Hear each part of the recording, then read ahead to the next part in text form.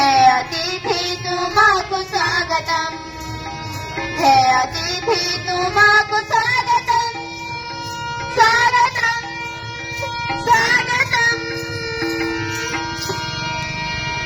धन्यवाद पिलाने आम अनुष्ठान पिलाने से स्वर्गत राजा अनंत नारायण सिंह द्वारा प्रतिष्ठित वाल्मीकिश्वर अनाथ आश्रम से अनुष्ठान पिलाने आपण मान मनोरंजन पाई ये भजन आउ स्वागत संगीत आउ दीप प्रज्वलन संगीत द्वारा गान करागला आपण मैंने शुणिले। बर्तमान आमर सभा कार्यक्रम अनुष्ठित हम आम ये सभार जो मैंने उपस्थित अच्छे आम मुख्य अतिथि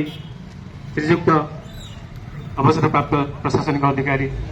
आमर अनिल पट्टनायक ये गाँव मुख्य वक्ता भाव आम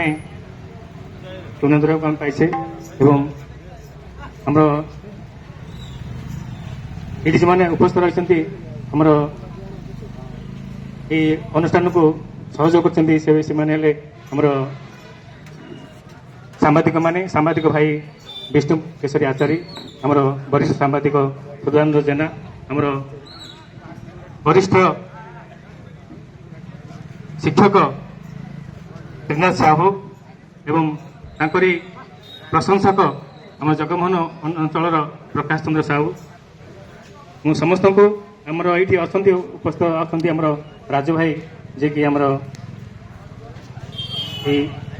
लाइब्रेरी संपादक अच्छा कृष्णचंद्र लाइब्रेरी समस्त को आम अशोक गौड़ उपस्थित रही आम गोलोक भाई ये उपस्थित रही समस्त को आम सभा को स्वागत जनाऊँ। वर्षार टे आगमन होती तेणु आम काठसांड आम किसी प्रोग्राम करूँ आमर गरीब मैंने बसती आमर ये किसी शीत वस्त्र प्रदान कर तेणु किसी डेरी नक अनुरोध कर भाई शिक्षक जी वयोज्येष्ठ शिक्षक त्रिनाथ साहू से किसी रोजांग विषय कह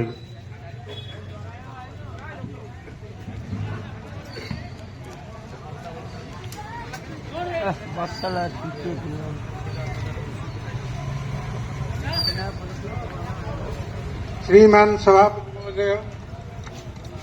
उपस्थित भद्रवृंद, मोर श्रद्धेय भाई भौणी एवं पुओ झील समान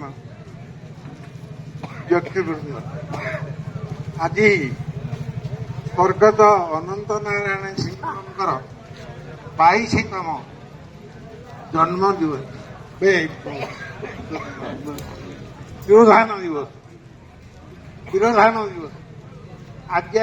22तम तिरोधान दिवस